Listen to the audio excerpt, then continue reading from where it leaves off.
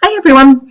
I am going to read a book called Hero by Martha and Tema, and it was illustrated by Stephen McCallum and James Bentley.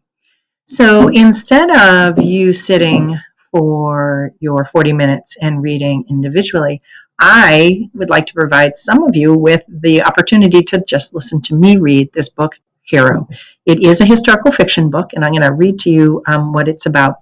It's called Els is a Courier, a girl who takes Jewish children on the back of her bike to safety on farms in Friesland. When she leaves Isaac, disguised as Jan, at a farmhouse with kind people, he is miserable until he makes friends with a beautiful black horse, Hero, a Friesan wanted by the Germans. So sit back, follow along, and listen to our historical fiction book. The Hiding Place. Vroom, vroom. The sound of engines startled 8-year-old Isaac out of his world of make-believe. He was pretending that he was the milkman, delivering milk bottles to the houses along the canal. Every chair was a house. First, he loaded his metal wagon full of imaginary bottles from the dairy. Bessie, his metal horse, pulled the wagon. Isaac chatted with the people along the way. How is the war going? Did you hear the Allied troops have liberated the southern part of the Netherlands? Isaac pretended, let's see if I can do this. Isaac pretended to ring the bell. Ding, ding, the milkman is here. Outside, brakes squealed. Quick, Isaac, take your horse and wagon and run upstairs. Mama stood in the doorway of a small gabled house, a house in Amsterdam, the Netherlands, a house that was not Isaac's. Isaac picked up the brown metal horse and scrambled to his feet. He thrust the little wagon in his pocket. And glanced at Mama, his eyes dark with fear. Not again, he thought, and ran as quietly as he could up a second flight of stairs. Mama was right behind him.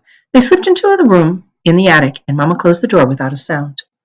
Isaac heard a loud knock on the front door. Footsteps sounded in the hallway. The front door creaked open. Voices traveled up from downstairs, loud voices that made Isaac cringe. Along the wall of their attic room stood a large mahogany dresser. It had been moved away from the wall. In the faint afternoon light, Isaac and Mama crept behind the dresser through a hole cut into the wall into their secret hiding place. Together they dragged the dresser against the wall to hide the opening. The space was just big enough for the mattress. In the corner stood a bucket that they used for a toilet. Isaac did not like the smell of that bucket. Mama pulled him down beside her on the mattress. Her arms wound tightly around him. Isaac wriggled. He could hardly breathe. Shh, not a sound, she whispered. He felt the cold metal of the horse in his left hand. He pressed the little wagon in his pocket with his other. Isaac and Mama sat still as they could. They waited. The sound of heavy footsteps on the stairs made Isaac shiver. Mama held him. Her head rested on his. He smelled her warm skin. The pounding of Isaac and Mama's heartbeats filled their small hiding place. Isaac felt the tightness of her arms. The voices grew louder. He tried not to listen. Now the voices had reached the room in the attic. Their room. He heard the door open. Who are you hiding in there? The sound of a German soldier cut through the wall. Isaac stopped breathing. Mama stopped breathing. I told you there's nobody in there, Mrs. Waterman answered. A white line of light appeared on the floor. The beam moved from left to right and back. A flashlight, Isaac thought. Someone opened the dresser drawers one at a time and closed them with a bang. The heavy footsteps trooped out the door and down the stairs. In a long gush, Isaac and Mama blew out the air that had been stuck by fear. Isaac knew he wasn't allowed to move until Mrs. Waterman came upstairs and told them it was safe. Mama, he whispered, are they gone? Not yet, Mama's voice was very soft. Isaac felt trapped, not just in his mother's arms, but in this house, in this city, in this war. For over a year, Mama and Isaac had been hiding at Mrs. Waterman's house. Isaac, his 12-year-old sister Sarah, and their parents had lived in their own gabled house along one of Amsterdam's canals. The house had big, bright rooms. Isaac and Sarah each had their own room with sunny windows on the third floor. Isaac's room had a high ceiling and cream-painted walls. Besides his bed stood a wooden chest full of toys. Oak-stained shelves held his favorite books and his collections of metal and wooden horses. Isaac often thought about his room and wondered if he and his family would ever go back there to live. Since the war started 4 years ago, things had gone from bad to worse for Isaac's family. Not just for Isaac's family, but for all Jewish people in the country. First, the German soldiers had closed his father's jewelry store. Isaac remembered how angry Papa had been and how Mama had cried. And then they'd moved from their bright house to a small apartment above a warehouse. Living in the apartment became too dangerous when the Germans had ordered them to live in the ghetto. The Jews were forced to live together, so it was easier for the Nazis to hunt them down. From the ghetto, Jewish people were sent to the camps in Germany and Poland. Papa said the people were herded on trains like cattle. "We are disobeying this order," Papa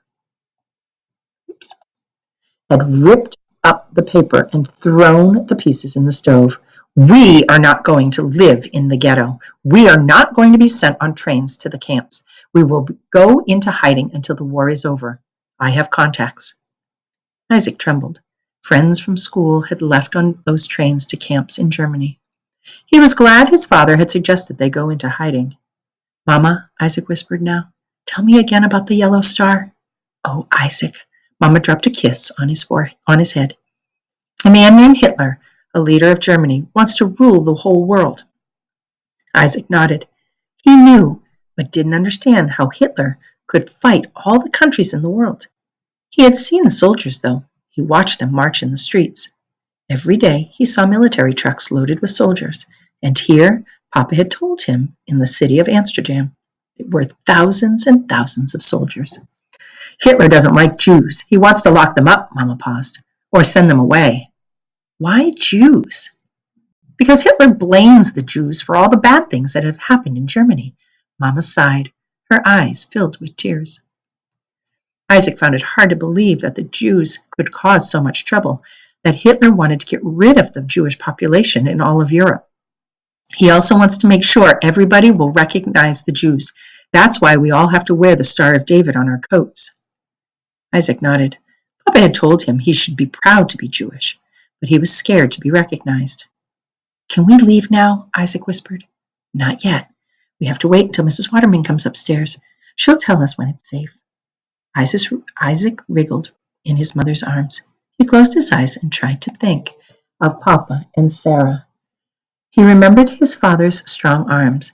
When Isaac was little, Papa had carried him up the stairs every night. At first, he closed his eyes tight.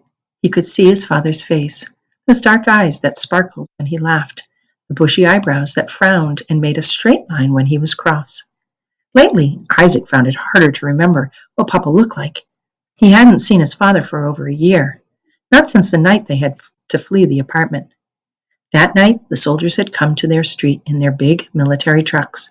Papa had lifted Isaac from the bed in his strong arms. Together with Mama and Sarah, they left the building by the fire escape. They'd run through the dark alleys, climbed fences, and run flat out until they came to Mrs. Waterman's house in Linden Canal. Mama and Isaac had gone into hiding in the attic in Mrs. Waterman's house.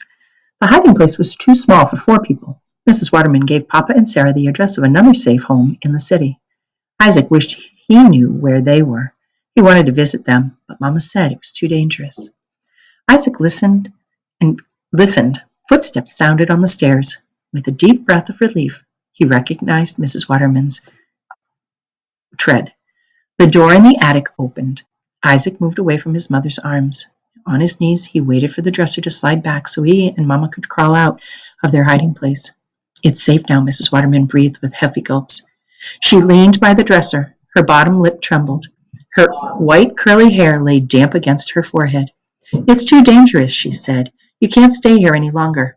But Mama placed her hand over her mouth. "Where will we go?" I don't know yet. Mrs. Waterman looked at Isaac and at Mama. Isaac grabbed Mama's hand. He looked at her pale face. I don't know yet, Mrs. Waterman repeated. All right, stay tuned for the next chapter called L's.